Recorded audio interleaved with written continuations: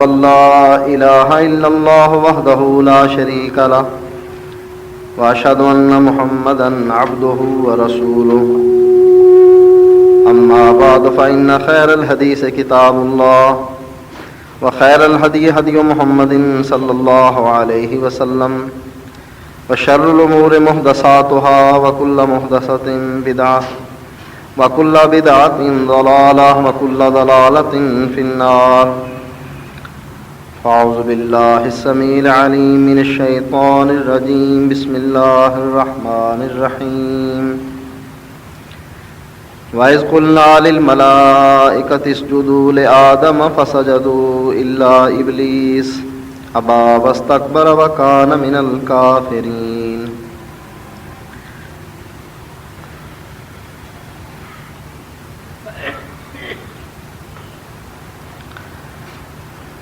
اللہ تعالیٰ نے آدم علیہ السلام کو پیدا کیا.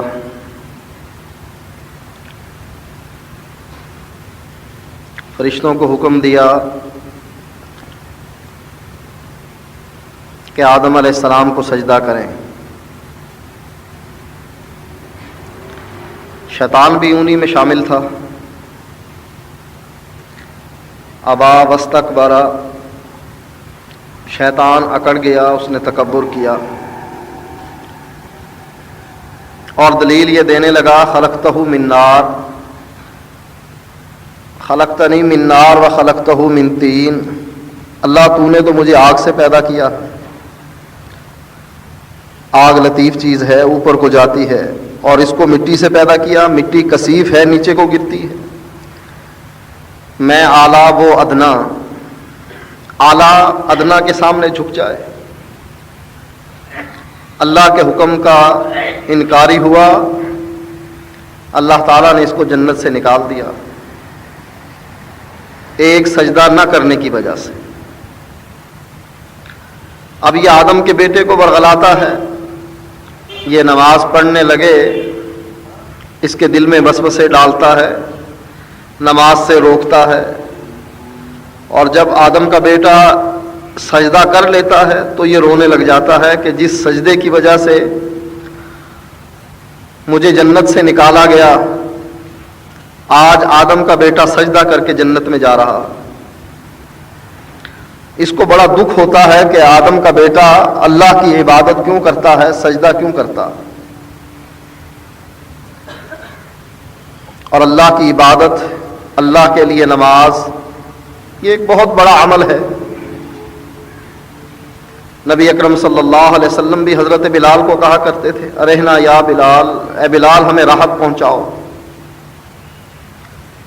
اسی لیے نبی اکرم صلی اللہ علیہ وسلم فرماتے ہیں من غدا الی المسجد او راہا، جو مسجد کی طرف صبح کو یا شام کو مسجد کی طرف جاتا ہے، اعد اللہ نزلہ من الجنہ، اللہ اس کے لیے جنت میں صبح و شام مہمانی کا انتظام کر دیتا. کہ یہ میرا بندہ میرے کہنے پر حی علی الصلاح اور حی علی الفلاح کی جب آواز اس کے کان میں پڑتی ہے، میرے کہنے پر یہ مسجد کو جاتا ہے، اس کے لیے جنت میں انتظام کر دو، یہ آئے گا، یہ میرا مہمان بنے گا، میں اس کا میزبان بنوں گا. نبی اکرم صلی اللہ علیہ وسلم فرماتے ہیں سبعۃ، سات ہیں، یظلہم اللہ یوم القیامہ، قیامت کے دن اللہ تعالیٰ ان پر سایہ کرے گا. یوم لا ظل الا ظلہ، جس دن اللہ کے عرش کے سائے کے علاوہ کوئی سایہ نہیں. سورج سوا نیزے پر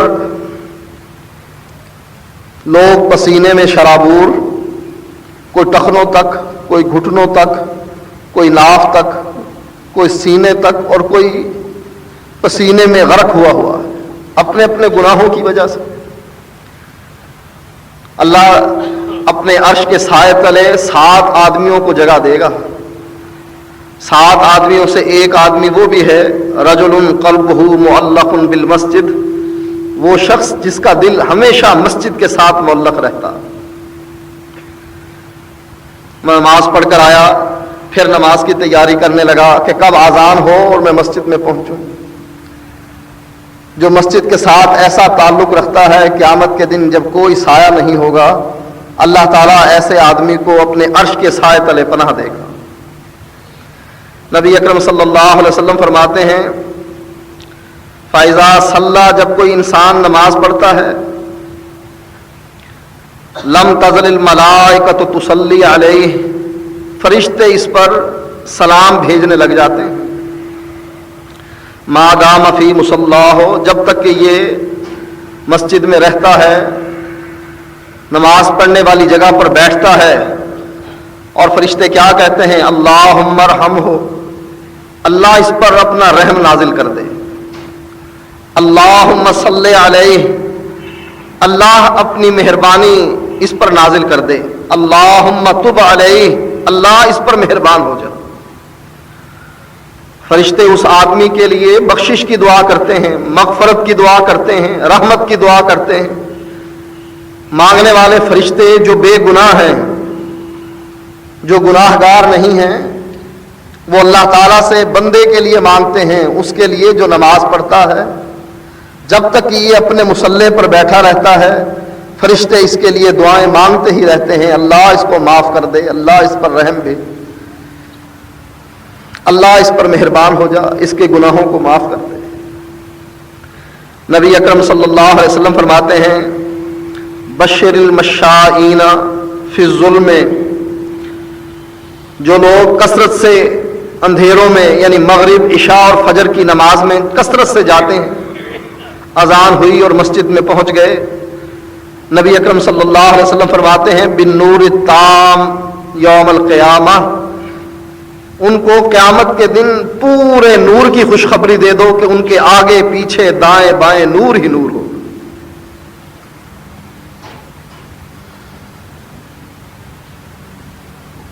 یہ کتنی بڑی برکت ہے۔ منافق لوگ بھی ساتھ ہوں گے، مسلمانوں کے آگے آگے نور جائے گا، اس نور میں اپنا راستہ تلاش کریں گے۔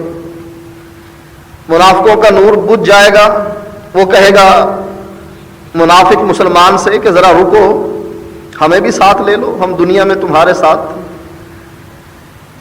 مسلمان کہیں گے ارجعوا وراءکم، جاؤ واپس دنیا میں پلٹ جاؤ، فالتمسوا نورا، یہاں نور کہاں سے مل سکتا؟ نور تو تمہیں دنیا میں ہی جا کر مل سکتا ہے۔ نیک اعمال اگر کرتے، ایمان تمہارے دلوں میں ہوتا، آج نور کی روشنی تمہارے آگے پیچھے دائیں بائیں تمہارے راستے کو منور کر رہی ہے۔ یہ نور جس کا تذکرہ رب قرآن میں کرتا ہے، نبی اکرم صلی اللہ علیہ وسلم فرماتے ہیں جو اندھیروں میں مسجدوں کی طرف رخ کرتے ہیں، قیامت کے دن پورا نور ان کے آگے پیچھے دائیں بائیں، اس نور کی روشنی میں یہ چلیں گے اور اپنا راستہ طے کریں گے۔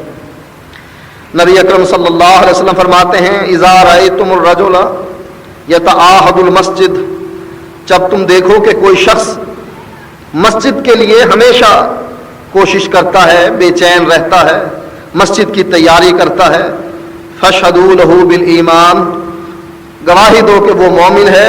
کیوں؟ فإن اللہ یقول، اللہ تعالیٰ فرماتا ہے انما یعمر مساجد اللہ من آمن باللہ، اللہ کی مسجدوں کو وہ لوگ آباد کرتے ہیں جو اللہ پر ایمان لاتے ہیں،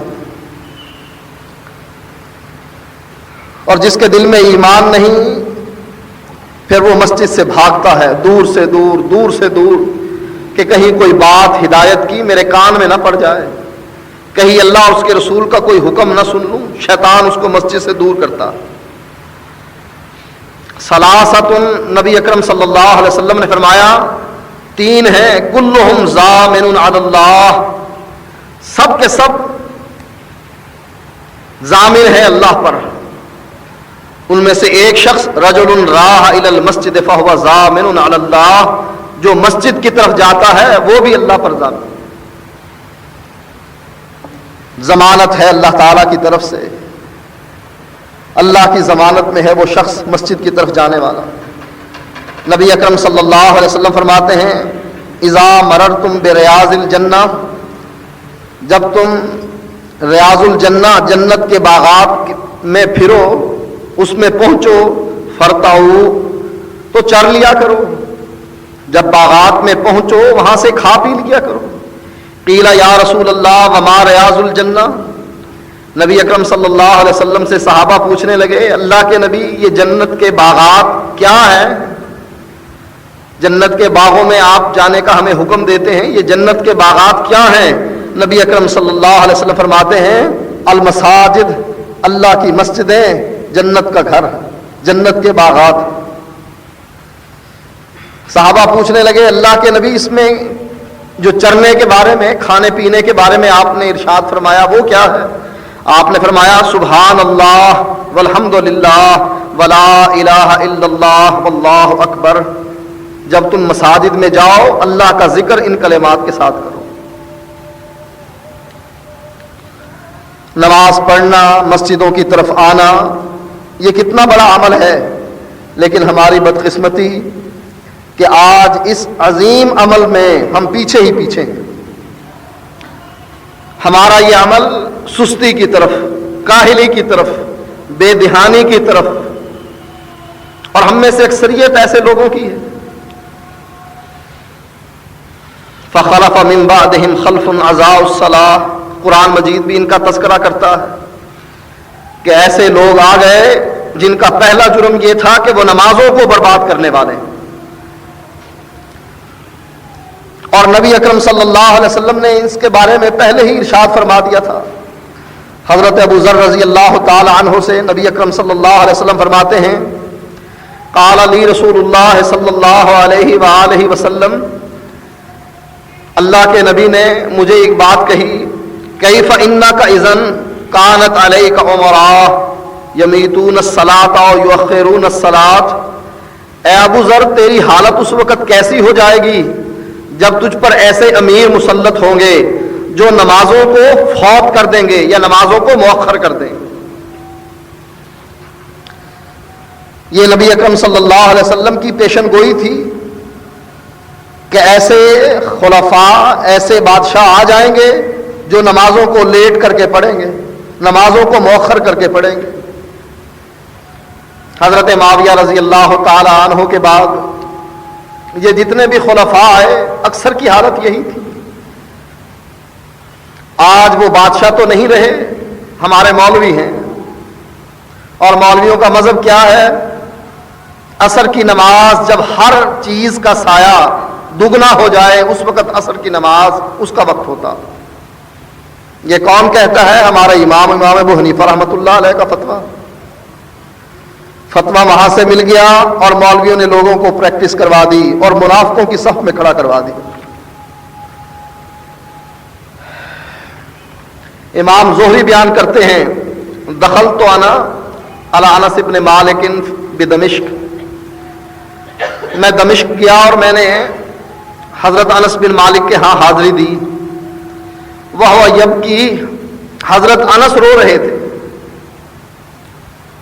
حضرت زہری، امام زہری پوچھنے لگے وما یبکیک، اے انس، نبی اکرم صلی اللہ علیہ وسلم کے صحابی جس نے 10 سال تک اللہ کے نبی کی خدمت کی، وما یبکیک، تجھے کیا چیز رلاتی ہے؟ فقال ما اعرف شیئا مما ادرکت الا هذه الصلاۃ، جو کام نبی اکرم صلی اللہ علیہ وسلم کے زمانے میں تھا آج مجھے کوئی چیز نظر نہیں آ رہی، الا هذه الصلاۃ، لیکن یہ نماز تھی. وَهَذِهِ الصَّلَاةُ قَدْ ضُيِّعَتْ، اور یہ نماز ہی تم نے برباد کر کے رکھ دی. تابعین کے دور میں نماز سے سستی، نماز کو مؤخر کرنا، نماز کو سنت سے ہٹ کر پڑھنا، یہ بیماری اس وقت ہی شروع ہو چکی تھی.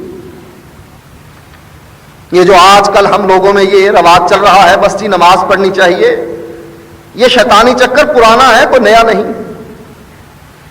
حضرت انس رضی اللہ تعالی عنہ فرماتے ہیں ما اعرف شیئا مما کان علی عہد رسول اللہ صلی اللہ علیہ وسلم.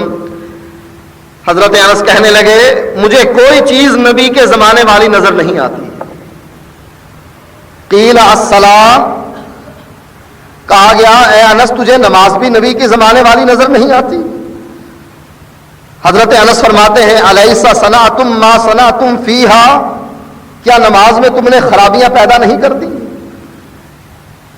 کیا نماز تم نے برباد نہیں کر دی؟ نماز سنت سے ہٹ کر تم پڑھنے نہیں لگ گئے؟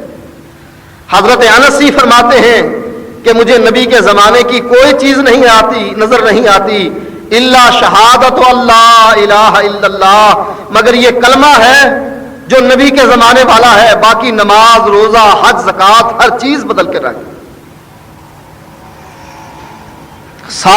حضرت ثابت یہ بات کہتے ہیں، جعلتم الظہر عند المغرب، ظہر کی نماز تم مغرب کے وقت پڑھتے ہو۔ افتلک صلاۃ رسول اللہ صلی اللہ علیہ وسلم، ارے کیا یہ نبی کی نماز ہے؟ کیا یہ نبی کی نماز کے اوقات ہیں کہ تم اوقات کو اتنا دیر کر کے پڑھتے ہو؟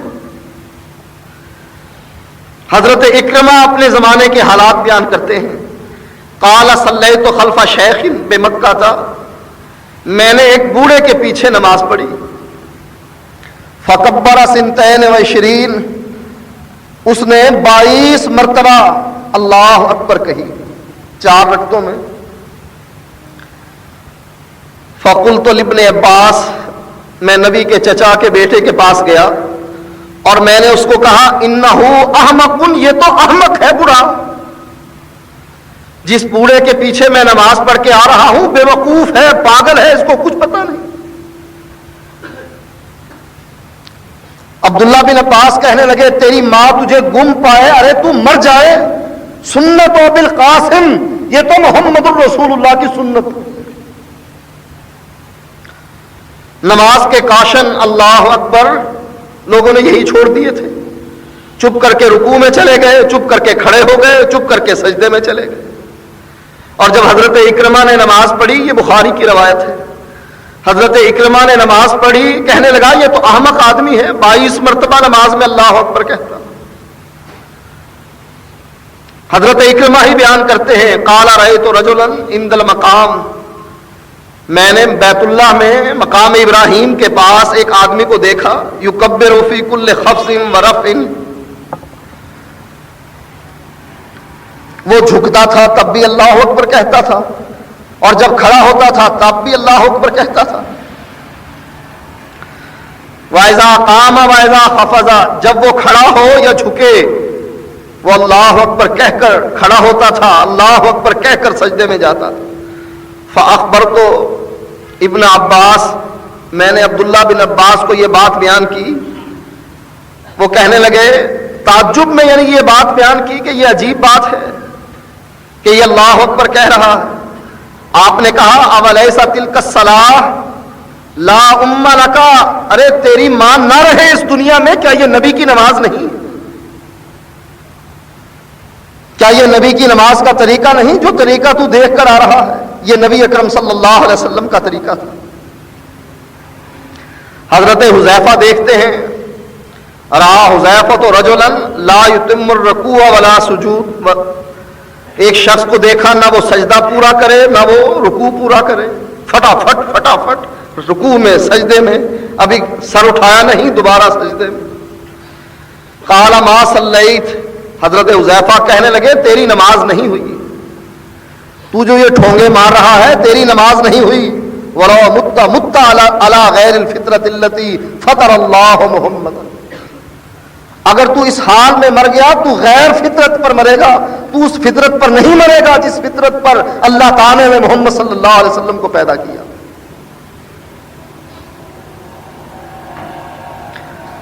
امام سیوطی رحلۃ الشافی میں یہ واقعہ نقل کرتے ہیں، امام شافعی کوفے گئے، کوفے کی مسجد میں ایک شخص کو نماز پڑھتے ہوئے دیکھا،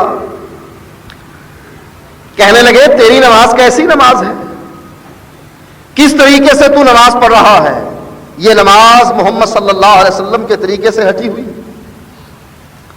وہ کہنے لگا مجھے لگتا ہے کہ تو عراقی نہیں، تو حجازی ہے، مکے مدینے سے آیا ہے، اس لیے تو نماز کے بارے میں مجھے ٹوک رہا، تجھ میں عراقیوں جیسی کوئی نرمی نہیں ہے۔ عراقیوں کی نرمی کیا تھی؟ جس طریقے سے پڑھ لو پڑھ لو، کوئی فاتحہ پڑھے یا نہ پڑھے تب بھی ہو گئی، کوئی رفع الیدین کرے یا نہ کرے تب بھی ہو گئی، کوئی آمین کہے یا نہ کہے تب بھی ہو گئی، کوئی سجدہ پورا کرے یا نہ کرے، اس میں تسبیحات پڑھے یا نہ پڑھے، بس ہر طریقے سے ہو گئی۔ تجھ میں عراقیوں جیسی نرمی نہیں، حجازیوں جیسی سختی ہے۔ میں امام محمد اور ابو یوسف کے ہاں 15 سال سے نماز پڑھ رہا ہوں، آج تک کسی امام نے مجھ کو نہیں ٹوکا کہ تیری نماز سنت سے ہٹ کر ہے یا تیری نماز نہیں ہوئی۔ امام شافعی سے لڑ کر امام محمد کے پاس چلا گیا اور جا کر کیا کہنے لگا، ایک آدمی ہے جو میری نماز پر اعتراض کر کے کہتا ہے تیری نماز نہیں ہوئی، ہمارے علاقے کا نہیں، حجاز سے آیا ہے اور ہماری نماز پر اعتراض کر کے کہتا ہے تمہاری نماز نہیں ہوتی۔ یہ امام ابو حنیفہ کے دور کی بات ہے، امام محمد اور ابو یوسف کے دور کی بات ہے۔ اور امام محمد اور ابو یوسف نے قانون کیا بنا کر حنفیوں کو دیا، ذهب ابو حنیفہ و محمد ان التمانیۃ عندہما لیست بفرض۔ امام ابو حنیفہ نے اور امام محمد نے یہ فتویٰ دے دیا کہ نماز میں اطمینان فرض نہیں، کوئی کرے تب بھی نماز ہو جاتی ہے، کوئی نہ کرے تب بھی نماز ہو جاتی ہے۔ اور دلیل دیکھیں، شیطان مولویوں کے ذریعے عوام کو تباہ کرتا۔ عوام تو جاہل ہے، عوام کو تو پتہ نہیں کہ کرنا کیا ہے، کہنا کیا ہے۔ شیطان جو ایمان پر ڈاکہ ڈالتا ہے، انسان کے اعمال برباد کرتا ہے، اس کا طریقہ کیا ہے، اس کا چینل کون سا ہے، اس کا ذریعہ کون سا ہے، مولوی اپنی زبان مولوی کے منہ میں رکھ دیتا۔ اگر شیطان اپنی بات کہے، شیطان کی بات کوئی نہ مانے، اور جب شیطان کی بات مولوی کی زبان سے نکلے، مولوی منبر رسول پر چڑھ کر شیطان ماری بات کہے، لوگ بھی کہیں واہ واہ ہمارا مولوی بڑا پڑھا لکھا۔ قانون کیا بنایا؟ قانون بنا دیا ذهب اصحابنا الى ان المطلق،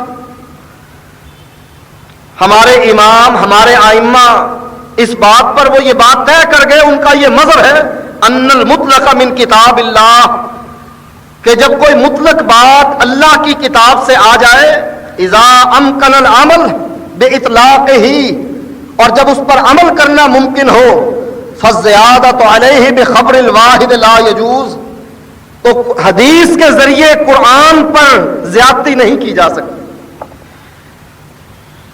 مطلق کو مقید نہیں کیا جا سکتا، عام کو خاص نہیں کیا جا سکتا، یہ ہمارا قانون ہے۔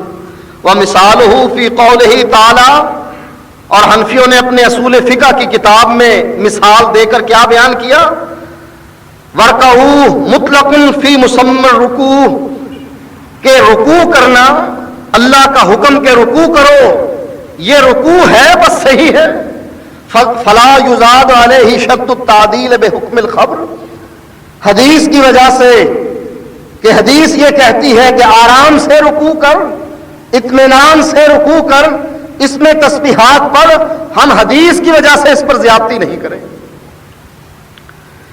لوگوں کو سامنے کیا کیا؟ لوگوں کے سامنے قرآن رکھ دیا کہ دیکھو لوگوں، ہم قرآن پر عمل کر رہے ہیں، قرآن کہتا ہے رکوع کرو، ہم رکوع کرتے ہیں، رکوع کا معنی جھک جانا، ہم جھک جاتے ہیں۔ اب اس میں یہ کہنا کہ اطمینان سے رکوع کرو، تسبیحات پوری پڑھو، تمہاری قبر سیدھی ہو جائے، یہ کس نے کہا؟ یہ محمد الرسول اللہ نے کہا۔ محمد کی بات ہم قرآن کے مقابلے میں نہیں مانتے صلی اللہ علیہ وسلم۔ اب یہ کیسا دھوکہ ہے؟ لوگ کہیں گے جی بڑے تو مواہب ہیں، قرآن پر عمل کرتے ہیں، بدبخت جس پر قرآن اترا ہے وہ قرآن کو نہ سمجھ سکا، تو قرآن کو سمجھنے کے لیے پیدا ہوئے۔ جس ہستی کی زندگی قرآن کی تصویر ہے، قرآن کی تفسیر ہے، ہمارے لیے نمونہ ہے، وہ قرآن کو نہ سمجھ سکا کہ ورکعو کا کیا معنی ہے۔ آج اس مولوی کو الہام ہوتا ہے کہ ورکعو کا معنی رکوع میں اطمینان نہیں، رکوع میں اپنی کمر کو سیدھا کرنا نہیں، رکوع میں تسبیح پڑھنی نہیں۔ یہ نماز کو جو سب سے بڑا عمل ہے ایمان کے بعد، جس کے صحیح ہونے سے باقی عمل صحیح ہوتے ہیں اور جس کے خراب ہونے سے باقی سارے عمل برباد ہو جاتے ہیں، آج اس نماز کا ایسا نقشہ ہم نے بدلا، ایسا نقشہ ہم نے بدلا کہ نماز محمد صلی اللہ علیہ وسلم والی کہیں نظر نہیں آتی۔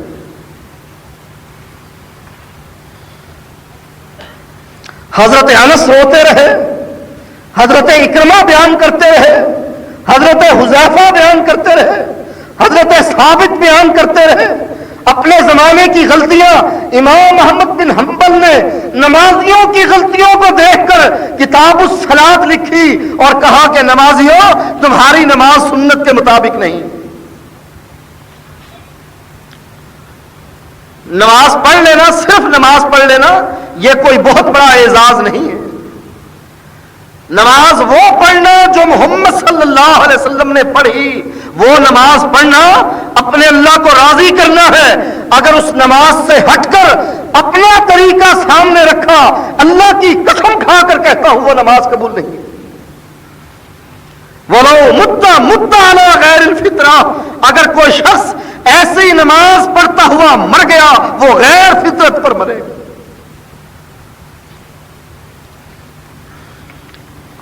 میں نے آپ کو پچھلے جمعے بتلایا تھا نبی اکرم صلی اللہ علیہ وسلم کے نماز پڑھنے کا طریقہ، سینے پر ہاتھ باندھنا، یہ نبی کی سنت ہے۔ نماز میں سورۃ فاتحہ پڑھنا، اللہ کے نبی نے اس کو فرض قرار دیا۔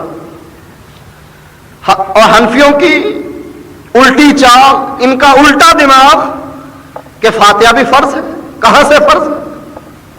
فَقْرَؤُوا مَا تَيَسَّرَ مِنْهُ، قرآن کی ایک آیت، چھوٹی سی چھوٹی آیت، اس کو پڑھ لو۔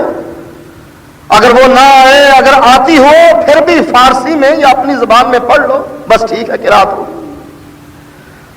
ارے اللہ کے نبی جو کہہ رہے ہیں لا صلاۃ لمن لم یقرأ بہا، جو سورۃ فاتحہ نہیں پڑھے گا اس کی نماز نہیں ہوگی۔ اب حنفی اس کا جواب کیا دیتے ہیں؟ اللہ نے تو سورۃ فاتحہ کو فرض قرار نہیں دیا، اللہ نے کہا قرات کرو، جو مرضی کر لو۔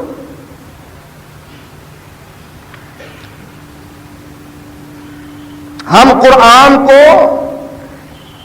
اپنے علم سے، اس کی تشریح، اس کی تفسیر اپنے علم سے کرنا چاہتے ہیں، اور قرآن کی تشریح صحابہ بھی نہیں کر سکتے تھے۔ جب یہ حکم نازل ہوا کہ اگر پانی نہ ملے فَتَيَمَّمُوا صَعِيدًا طَيِّبًا، پانی نہ ملے تو جاؤ تیمم کر لیا کرو۔ ایک صحابی کو نہانے کی حاجت ہوئی، وہ باہر نکلا اور اس نے ریت کے ٹیلے پر اپنے آپ کو خوب لوٹ پوٹ کیا، ادھر ادھر اپنا پورا جسم مٹی میں بھر لیا۔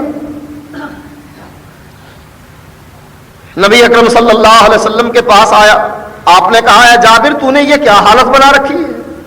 حضرت جابر رضی اللہ تعالیٰ عنہ کہنے لگے اللہ کے نبی میں تیمم کر کے آیا ہوں، قرآن نے پانی نہ ملنے کی صورت میں تیمم کا حکم دیا۔ نبی اکرم صلی اللہ علیہ وسلم نے فرمایا اے میرے صحابی، تو قرآن کے معنی کو سمجھ نہیں سکا اور اس وقت تک نہیں سمجھ سکتا جب تک کہ محمد کی زبان سے نہ نکلے صلی اللہ علیہ وسلم۔ اس آیت کا معنی جو میں بیان کروں گا وہ معنی صحیح ہے، جو معنی تیری عقل میں آتا ہے وہ صحیح نہیں۔ کیا حضرت جابر رضی اللہ تعالیٰ عنہ کا مقام امام ابو حنیفہ سے کم تھا؟ علماء احناف سے کم تھا؟ احناف کے ائمہ سے کم تھا؟ کیا ان کو عربی نہیں آتی تھی؟ عربی لغت سے نابلد تھے یہ؟ عربی النسل ہونے کے باوجود، عرب میں رہنے کے باوجود نبی کی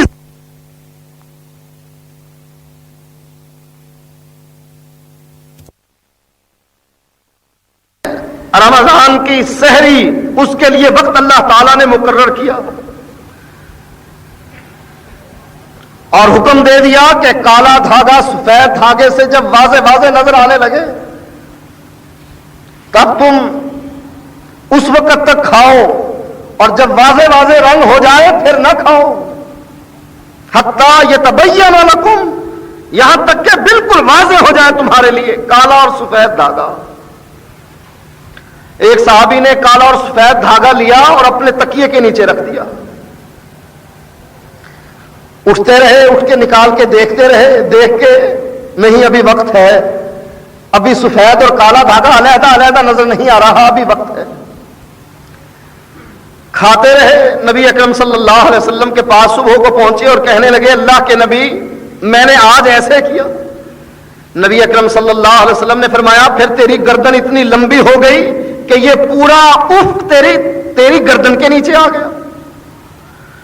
ارے یہ سفید دھاگا اور کالا دھاگا، اس سے مراد آسمان پر پاؤں پھٹنے سے جو سفید دھاری نظر آتی ہے اور کالی دھاری اس سے نمایاں ہو جاتی ہے، دونوں دھاریوں میں فرق ہوتا ہے، یہ آسمان کے افق پہ اوپر ہوتا ہے، تیرے تکیے کے نیچے نہیں ہوتا۔ صحابی رسول ہونے کے باوجود قرآن کا معنی نہ سمجھ سکا جب تک کہ محمد الرسول اللہ صلی اللہ علیہ وسلم نے ان کو معنی نہ سمجھایا۔ اللہ نے ویسے ہی نہیں کہہ دیا تھا کہ ان علینا جمعہ وقرآنہ، اے محمد صلی اللہ علیہ وسلم اس قرآن کو جمع کر دینا اور اس قرآن کو پڑھا دینا ہمارے ذمے ہے، یہ تیری ڈیوٹی نہیں۔ اس کا فکر نہ کر کہ یہ تو بھول جائے گا، اور اس کا فکر نہ کر کہ قرآن ادھورا رہ جائے گا۔ ما بین الدفتین، یہ دو کتوں کے درمیان جمع کرنا ہمارے ذمے ہے اور اس کو پڑھانا ہمارے ذمے ہے۔ ثم ان علینا بیانا، پھر اس قرآن کی تشریح کروا دینا ہمارے ذمے ہے۔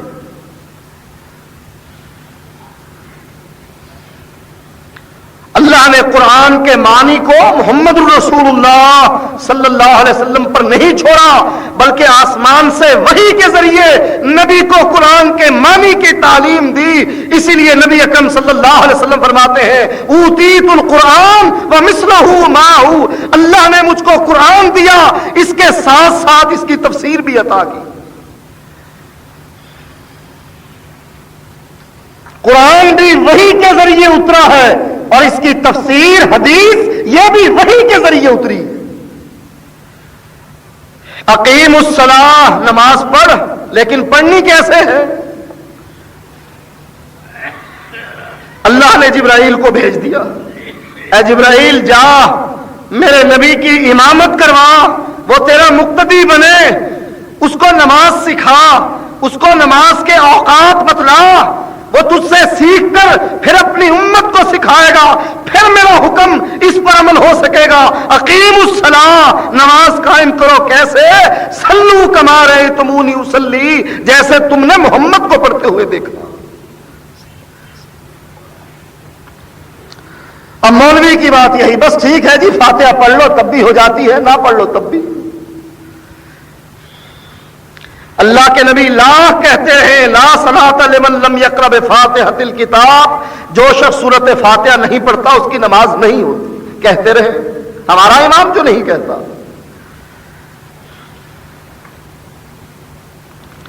حضرت ابو ہریرہ رضی اللہ تعالیٰ عنہ سے مسلم کی روایت ہے، آپ نے فرمایا کل صلاۃ، ہر نماز، لم یقرأ فیہا بأم القرآن، جس میں سورۃ فاتحہ نہ پڑھی جائے، فہی خداج خداج خداج، غیر و تمام، جس میں فاتحہ نہ پڑھی گئی وہ نماز پوری نہیں ہوئی، پوری نہیں ہوئی، پوری نہیں ہوئی، وہ تو گئی، وہ بیکار ہے۔ قیل لأبی ہریرہ انا نکون وراء الامام، حضرت ابو ہریرہ سے کہا گیا ہم امام کے پیچھے ہوتے ہیں تب؟ حضرت ابو ہریرہ کہنے لگے اقرأ بہا فی نفسک، اس کو اپنے دل میں پڑھ۔ کیوں؟ اس لیے کہ میں نے محمد الرسول اللہ صلی اللہ علیہ وسلم کو یہ کہتے سنا کہ اللہ تعالیٰ نے نماز کو بندے اور اپنے درمیان تقسیم کر دیا۔ بندہ کہتا ہے الحمدللہ رب العالمین الرحمن الرحیم مالک یوم الدین، اللہ کہتا ہے یہ میری بزرگی بیان کرتا ہے، یہ میری پاکی بیان کرتا ہے، یہ میری ثنا کرتا ہے۔ ایاک نعبد و ایاک نستعین، یہ آدھی میری، آدھی میرے بندے کی۔ یہ مجھ سے وعدہ کرتا ہے یا اللہ ہم تجھ ہی سے مدد مانگتے ہیں، تیری ہی عبادت کرتے ہیں، کسی غیر کی عبادت نہیں کرتے۔ اہدنا الصراط المستقیم صراط الذین انعمت علیہم غیر المغضوب علیہم ولا الضالین۔ اللہ نے کہا اب بندہ مانتا ہے کہ اللہ مجھے سیدھے راستے پر چلا۔ اب یہ بندے کے لیے ہے، میں بندے کی دعا سنتا ہوں، قبول کرتا ہوں۔ اب جو بھائی سورت فاتحہ نہیں پڑھتا، چاہے وہ امام کے پیچھے ہو یا علیحدہ پڑھ رہا ہو، نبی نے نماز سورت فاتحہ کو قرار دیا، اور سورت فاتحہ یہ ایسی سورت ہے، نبی اکرم صلی اللہ علیہ وسلم فرماتے ہیں صحابہ نے ایک دن آواز سنی، نبی اکرم صلی اللہ علیہ وسلم نے فرمایا اے میرے صحابہ یہ آسمان کا وہ دروازہ ہے کہ اس سے پہلے یہ دروازہ نہیں کھولا گیا، اور یہ آسمان سے وہ فرشتہ اترا ہے جو اس سے پہلے نہیں اترا، اور اللہ تعالیٰ نے مجھے وہ صورت دی ہے جو اس سے پہلے کسی کو نہیں دی۔ یہ سبع المثانی والقرآن العظیم، یہی سبع مثانی ہے، اور اللہ نے اس کو قرآن عظیم قرار دیا۔ یہ قرآن کی چابی ہے، اس میں ہر بیماری کے لیے شفا ہے، اس میں اللہ سے مانگا جاتا ہے، بندہ مانتا ہے، لیکن مولوی نے مقتدی کے منہ پر تالا لگا دیا، نہ تو نہ پڑھنا، اگر تو پڑھے گا تیری حنفیت گئی، تیری حنفیت کی تباہی اسی میں ہے کہ تو سورت فاتحہ پڑھنے لگ جا۔ اور میرے بھائیوں جس شخص نے سورت فاتحہ نہ پڑھی نبی اکرم صلی اللہ علیہ وسلم کے حکم کے مطابق اس کی نماز بیکار، برباد۔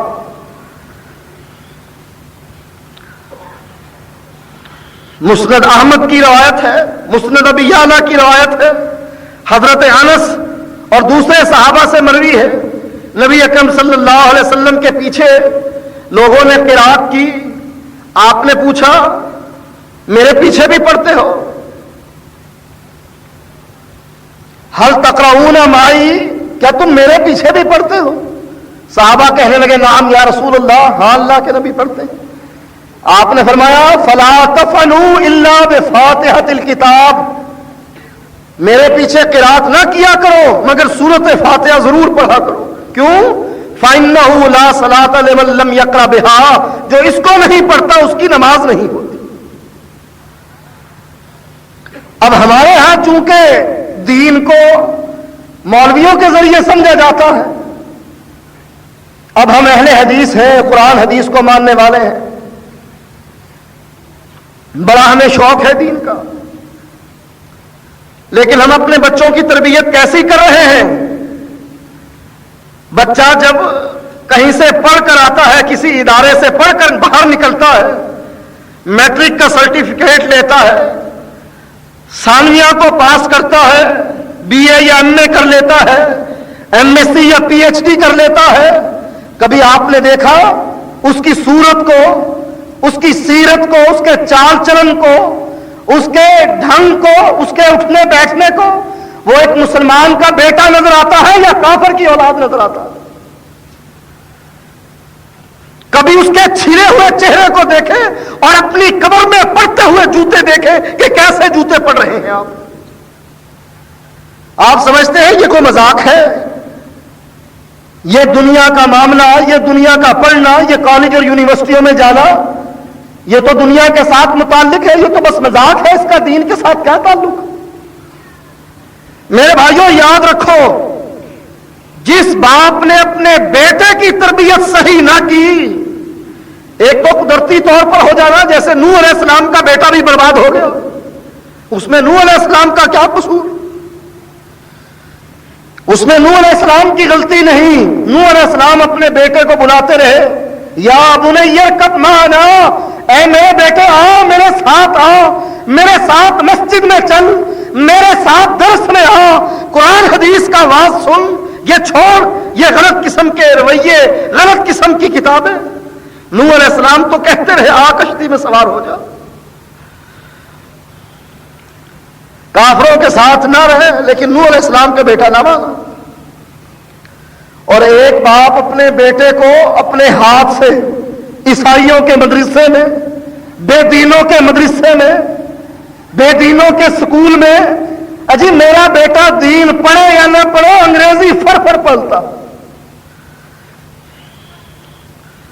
قیامت کے دن تیرے بیٹے سے فرشتے انگریزی سنیں گے، قبر میں تیرے بیٹے سے انگریزی کے سوال حل کروائیں گے، یا قبر میں بھی یہی سوال ہوگا من ربوں کا، تیرا عقیدہ کیا، ماں دینوں کا، من نبیوں کا، بتا تیرا آقا کون، تیرا دین کیا. فرشتے نے یہ سوال کرنے ہیں یا دنیا کی پی ایچ ڈی کی ڈگریوں کو دیکھنا. اور ہم ایسے غافل، ایسے جاہل کہ سنتے ہیں اور سننے کے باوجود اپنی اولاد کی صحیح تربیت نہیں کرتے کہ دنیا ملے نہ ملے لیکن میرے بیٹے کا دین برباد ہو. ہم اپنے ہاتھ سے اپنے بچوں کو اٹھا کر جہنم کے حوالے کرتے ہیں کہ جاؤ اس کو لے جاؤ، اس کو جہنم کا ایندھن بنا دو، اس کے ذہن میں دہریت ڈال دو، اس کے ذہن میں توحید و رسالت نہ رہے، بس دنیا ہی دنیا، دنیا کمانا، دنیا کا سٹینڈرڈ اونچا کرنا. دین کا کیا؟ یہ کوئی اہل حدیثیت نہیں. اہل حدیث کون ہوتا ہے؟ جو سب سے پہلے اپنے دین کی حفاظت کرتا، اور جو اپنے دین کی حفاظت نہیں کرتا اس کے گھر میں دین ذلیل ہے، اس کے بیوی بچے ذلیل کرتے ہیں، اس کا بیٹا دیندار نہیں، وہ دینی تعلیم حاصل نہیں کرتا. ایسی اہل حدیثیت پر تو پتہ نہیں ہم نے سوچ کیا رکھا ہے. جمعہ ہم پڑھتے ہیں، جمعہ پڑھ کر چلے جاتے ہیں، ہمارے ذہن میں ایک دفعہ بات آتی ہے اور مسجد سے باہر نکل جاتی. ہم سمجھتے ہیں یہ دین، یہ کتاب، یہ حدیث، یہ توحید، یہ رسالت، یہ سب ڈگڈگی ہے جو بجتی رہتی ہے جمعے میں. میرے بھائیوں کیوں اپنی جانوں پر ظلم کرتے ہیں؟ آپ کے بیٹے کو دنیا کی تعلیم آ جائے اور اس کو یہ پتہ نہ ہو مر ربوں کا، تیرا رب کون، اس کو یہ آیت نہ آتی ہو کہ میرا داتا، میرا مشکل کشا، میرا حاجت روا، میرا مختار کل، میری بگڑی بنانے والا وہ ہے. اور اس کی دلیل کیا ہے؟ دلیل یہ ہے جس باپ کے بیٹے کو دین نہ آیا اور ساری دنیا سمٹ کر اس کے گھر میں آ گئی، ساری چودراہٹ اس کے گھر میں جمع ہو گئی، ساری عزت میں اس کے گھر میں ڈیرے ڈال دیے، وہ کافر کا کافر ہے، مسلمان نہیں. مسلمان کون ہوتا ہے؟ جو سب سے پہلے اپنے دین کو دیکھتا ہے، میرے دین کی کیا پوزیشن ہے، میرے گھر میں آج دین کی کیا حالت ہے، میرے بیوی بچوں کا کیا سٹینڈرڈ ہے دین میں. اور اسے دین کی اگر پرواہ نہ ہو، اس میں اور ایک بے دین میں کوئی فرق نہیں، ایک مقلد میں اور اس میں کوئی فرق نہیں، ایک مشرک میں اور اس میں کوئی فرق نہیں. صرف رفع الیدین آمین اس کو دین سمجھ رکھا. میرے بھائیو، ہم اپنی جانوں کے دشمن بن چکے ہیں، ہمیں آخرت کا ڈر نہ رہا. اگر آخرت کا ڈر ہوتا ہمارے دلوں سے بھی یہ آہیں نکلتی، اے کاش اللہ ہمیں درخت بنا دیتا، لوگ ہمیں جلا لیتے، ہم راکھ ہو جاتے، قیامت کے دن ہمیں اٹھا کر یہ سوال نہ کیا جاتا ہے بندے کہاں دنیا گزار کر آیا، ان عمرہ فیما افناہ. اللہ ہم سے یہ سوال نہ کرتا، اے بندے یہ عمر کہاں ضائع کر کے آیا، یہ مال تو نے کہاں سے کمایا اور تو نے کہاں پر خرچ کیا. اے کاش ہم پرندے ہوتے، ہم اپنی طبی موت مر جاتے، قیامت کے دن ہمیں نہ اٹھا کر پوچھا جاتا اور یہ سوال نہ کیا جاتا اپنی عمر کے بارے میں، اپنے اعمال کے بارے میں، اپنی زندگی کے بارے میں حساب کتاب. تو یہ آہیں بھرنے والے کون تھے؟ وہ جن کو دنیا میں جنت کی خوشخبری مل گئی تھی، ابو بکر فی الجنہ، عمر فی الجنہ، عثمان فی الجنہ، علی فی الجنہ.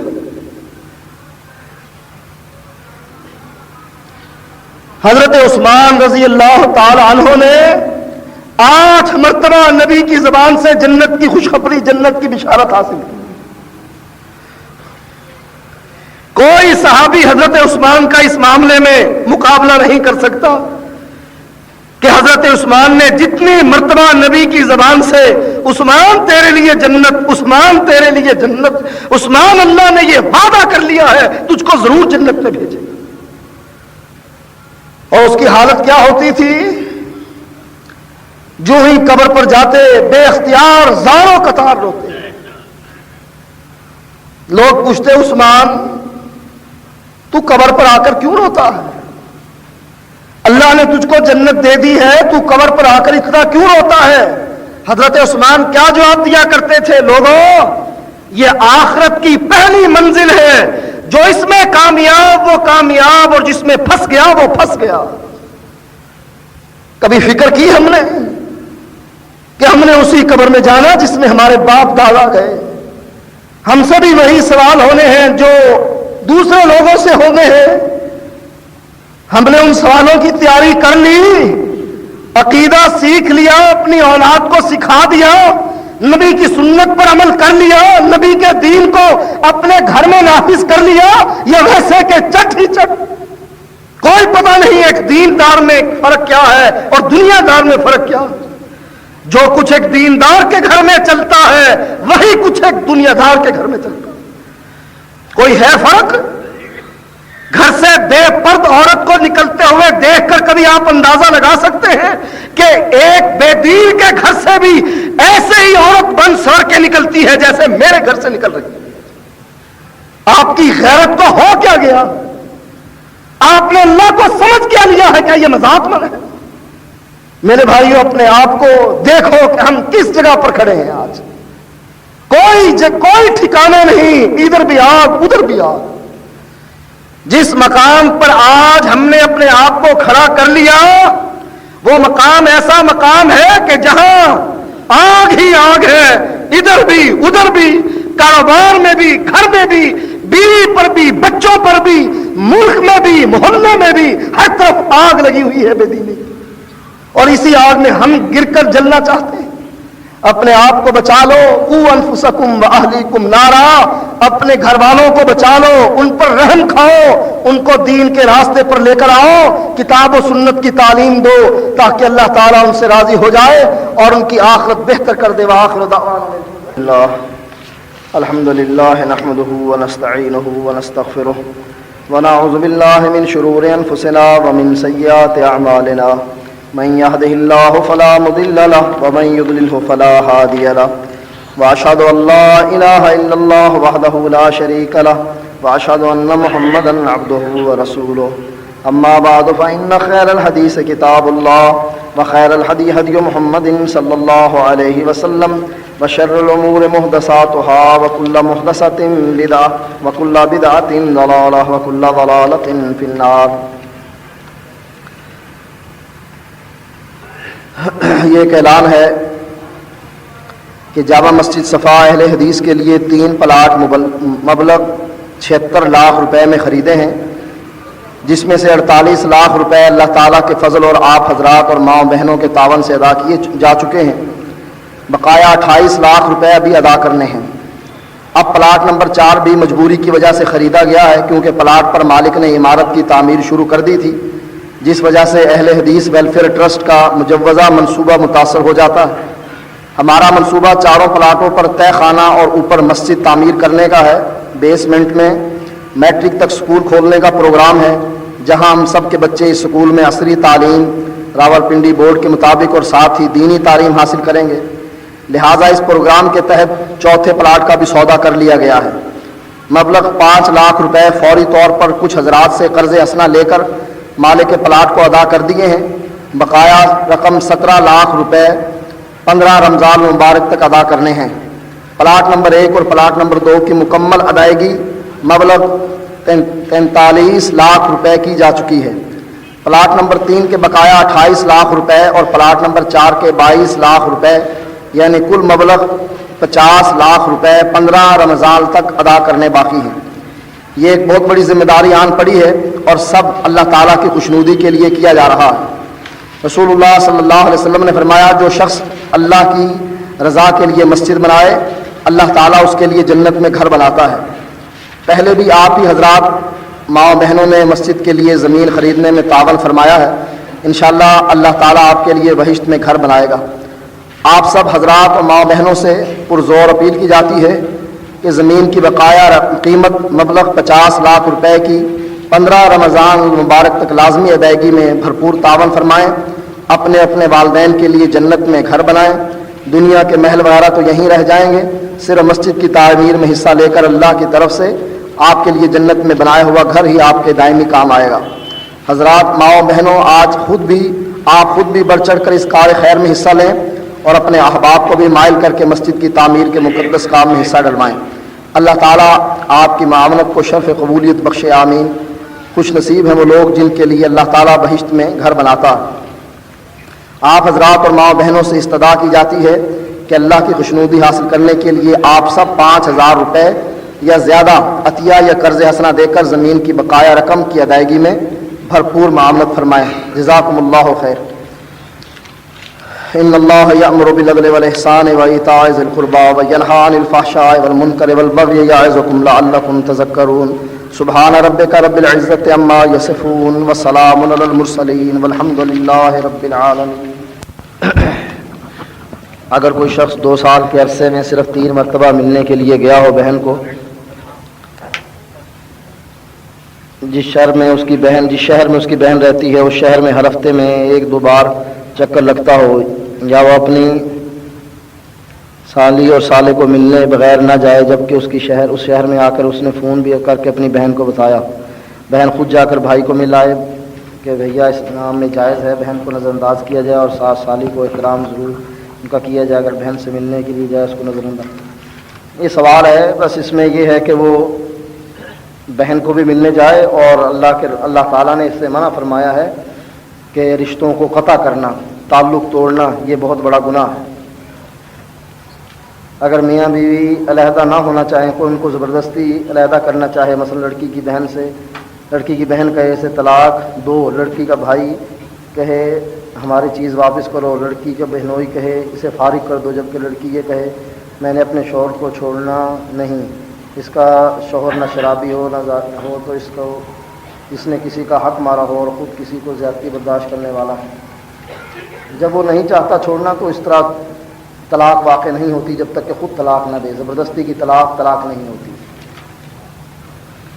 ہمارے بعض دوست کہتے ہیں کہ ہم گناہگار ہیں، ہماری خدا تعالیٰ سے رسائی آسانی سے نہیں ہوتی، جس کی وجہ سے ہم اللہ کے نیک بندے داتا دربار والے، بری امام والے اور گولڑے والے یا گھوڑے شاہ کو وسیلہ بناتے ہیں۔ اللہ تعالیٰ ان نیک لوگوں کے ذریعے ضرور سنتا ہے، ان سب کی اللہ پاک رد نہیں کرتا کہ یہ صحیح ہے یا غلط ہے۔ یہ اللہ تعالیٰ پر بہتان ہے کہ اللہ تعالیٰ گناہگار کی نہیں سنتا۔ اللہ تو قرآن مجید میں کہتا ہے اجیب دعوت الداعی اذا دعان، جب بھی پکارنے والا مجھ کو پکارتا ہے میں سنتا ہوں۔ جب اللہ خود کہتا ہے میں سنتا ہوں، ہم کہیں سنتا نہیں، تو یہ جھوٹ ہے جو اللہ تعالیٰ پر باندھا جا رہا ہے۔ ان لوگوں کا وسیلہ دینا، پہلے تو ان لوگوں کو جا کر سفارش کرنا، یہ مر چکے ہیں اس لیے یہ سن نہیں سکتے۔ ان لوگوں کا وسیلہ دینا یہ اسلام میں جائز نہیں ہے، قرآن حدیث میں اس کا کوئی ثبوت نہیں ہے، سیدھا یعنی اللہ تعالیٰ کو پکارنا چاہیے۔ ایک حدیث سنی ہے کہ نبی اکرم صلی اللہ علیہ وسلم نے فرمایا کہ جب حضرت آدم کا خمیر گوندا جا رہا تھا مجھے نبوت کا تاج پہنایا جا چکا تھا۔ کیا یہ حدیث صحیح ہے؟ یہ حدیث صحیح نہیں ہے۔ نبی اکرم صلی اللہ علیہ وسلم اس وقت بھی نبی تھے جب آدم علیہ السلام کی مٹی نہیں گوندی گئی تھی، یہ صحیح، یعنی اللہ تعالیٰ کی کتاب میں اس وقت بھی نبی اکرم صلی اللہ علیہ وسلم کو نبی لکھ دیا گیا تھا۔ یہ نہیں کہ اللہ کے نبی موجود تھے اور ان کے سر پر تاج پہنایا جا رہا تھا۔ اگر اللہ کے نبی وہاں موجود تھے اس وقت جب آدم بھی پیدا نہیں ہوئے تھے، تو پھر مکے میں آ کے آمنہ کے گھر کیسے پیدا ہو گئے؟ کیا چلتے چلتے چھوٹے ہو گئے تھے؟ تو یہ سب جھوٹ ہے۔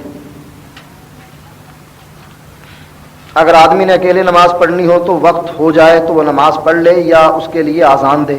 آذان دینی جماعت کے لیے ضروری ہے یا اکیلے نماز پڑھنے کے لیے بھی ضروری ہے؟ آدمی کے وقت ہو جائے تو پھر وہ مسجد میں آ جائے، اگر مسجد قریب نہیں ہے اس کے تو پھر وہ تکبیر کہہ کے نماز پڑھ لے، ساتھ کسی کو کھڑا کر لے اور جماعت کروا لے۔ جماعت کی صف بندی میں ٹخنے سے ٹخنا ملانا سنت ہے، ثابت ہے، جبکہ ہر جمعے مسجد صفا میں مقتدی امام کے پیچھے صرف پنجے سے پنجہ ملاتے ہیں، ایڑیوں میں وقفہ رکھتے ہیں۔ آپ جماعت شروع ہونے سے پہلے اس امر کی وضاحت فرمائیں کہ ہم ٹخنے سے ٹخنا ملاتے ہیں تو مقتدی پاؤں کھینچ لیتے ہیں۔ ٹخنے سے ٹخنا ملانا، پورا قدم ملانا، یہ سنت ہے، صرف اگلا پنجہ ملانا سنت نہیں ہے۔ اس لیے نماز پڑھنے سے پہلے یہ پوری صف صحیح کر لینی چاہیے اور قدم سے قدم ملا دینا چاہیے۔ ایک گاؤں کے ایک آدمی نے اپنی بیوی کو ایک ہی دفعہ 3 طلاقیں دیں۔ گاؤں کے مولوی صاحب کہتے ہیں ان کی طلاق ہو گئی۔ ایک قرآن پاک اور حدیث کے حوالے سے وضاحت فرمائیں، طلاق ایک ہی دفعہ 3 مرتبہ کہنے سے ہو جاتی ہے۔ فقہ حنفی کا یہ مسئلہ ہے جس میں 3 طلاقیں اکٹھی دی جائیں تو 3 طلاقیں ہو جاتی ہیں، پھر حلالہ کروانا پڑتا ہے۔ قرآن حدیث کا یہ مسئلہ نہیں۔ قرآن حدیث میں مسلم کی روایت ہے، نبی اکرم صلی اللہ علیہ وسلم کے زمانے میں 3 مرتبہ جو اکٹھی طلاق دی جاتی تھی، اللہ کے نبی اس کو ایک ہی شمار کیا کرتے تھے۔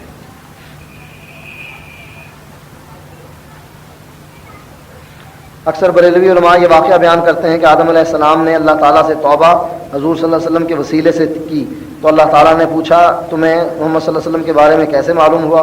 تو انہوں نے کہا میں نے عرش پر لا الہ الا اللہ محمد رسول اللہ لکھا ہوا دیکھا تھا۔ تو کیا یہ واقعہ قرآن حدیث کی روشنی میں درست ہے؟ یہ واقعہ غلط ہے، اس لیے کہ اللہ تعالیٰ نے آدم علیہ السلام کو کچھ کلمات سکھائے اور وہ کلمات قرآن میں ہیں۔ ربنا ظلمنا انفسنا وان لم تغفر لنا وترحمنا لنکونن من الخاسرین۔ آدم علیہ السلام نے یہ پڑھے تو اللہ تعالیٰ نے ان کی توبہ قبول کی۔ ایک حدیث بیان کی جاتی ہے کہ حضور صلی اللہ علیہ وسلم نے فرمایا کہ جب کوئی آدمی میری قبر پر درود پڑھتا ہے تو میری روح واپس لوٹا دی جاتی ہے اور میں اس کا درود سنتا ہوں اور جواب بھی دیتا ہوں۔ کیا یہ حدیث صحیح ہے؟ نہیں، حضور صلی اللہ علیہ وسلم کے روضہ اقدس پر حاضری دیتے وقت درود و سلام کیسے پڑھا جاتا ہے، اس کے الفاظ کیا ہیں؟ یہ حدیث صحیح نہیں کہ نبی اکرم صلی اللہ علیہ وسلم ان کا درود سنتے ہیں۔ اور دوسری بات کہ قبر پر جا کر کیا کہا جائے، جس طرح ہم یہاں کہتے ہیں السلام علیکم یا اہل القبور، وہاں جا کر یہ کہہ دیا جائے السلام علیکم یا رسول اللہ، تو یہ کہنا صحیح ہے۔ نماز جنازہ میں جو ثنا پڑھی جاتی ہے، کیا وہ دوسری نمازوں والی ہے یا اس کے الفاظ میں کوئی فرق ہے؟ ان کے الفاظ میں کوئی فرق نہیں ہے۔ بعض لوگوں نے جلا ثناؤ کا اس میں شامل کیا ہے جو صحیح حدیث سے ثابت نہیں۔ تبلیغی جماعت میں کیا برائی ہے؟ کیا وہ سنت کے خلاف چلتے ہیں؟ اگر چلتے ہیں تو وضاحت کریں۔ ان کی نمازیں بھی سنت کے مطابق نہیں ہیں اور ان کا عقیدہ بھی توحید والا نہیں ہے۔ ان کی کتاب فضائل صدقات، فضائل اعمال اور تبلیغی نصاب میں شرک کے کثرت سے شرک موجود۔ میری والدہ اور والد بیمار ہیں، ان کے لیے دعا کریں اور کاروبار کے لیے کوئی وظیفہ بتلائیں، اللہ تعالیٰ ان کو شفا دے۔ کاروبار کے لیے یہ پڑھ لیا کریں ربنا آتنا فی الدنیا حسنہ وفی الآخرۃ حسنہ وقنا عذاب النار۔ مسئلہ عذاب قبر، بہت سے بھائی کہتے ہیں کہ عذاب قبر میں نہیں ہے کیونکہ قرآن 2 زندگیوں کا ذکر کرتا ہے، جن کی قبر نہیں انہیں عذاب کیسے ہوگا؟ مہربانی فرما کر تفصیل سے بتلائیں۔ عذاب قبر قرآن مجید میں بھی موجود ہے اور حدیث میں بھی موجود ہے۔ نبی اکرم صلی اللہ علیہ وسلم نے فرمایا کہ بندے کو قبر میں عذاب دیا جاتا ہے جو گناہ گار آدمی ہوتے ہیں۔ اس لیے یہ 2 زندگیاں جہاں آتی ہیں اس سے مراد کامل زندگیاں ہیں اور کامل موتیں ہیں، اور جہاں وہ برزخی پیریڈ ہے وَمِن وَرَائِهِمْ بَرْزَخٌ إِلَىٰ يَوْمِ يُبْعَثُونَ، وہ برزخ ہے۔ اس حدیث میں اس کا ثبوت ملتا ہے۔ اور جن کی قبر نہیں، وہ اللہ تعالیٰ کی مرضی ہے کہ اللہ تعالیٰ ان کو جیسے عذاب دے، اللہ تعالیٰ کی حکمت ہے، تو اللہ تعالیٰ ان کو عذاب دیتا ہے، جس کو جزا ملتی ہے اس کو جزا دے۔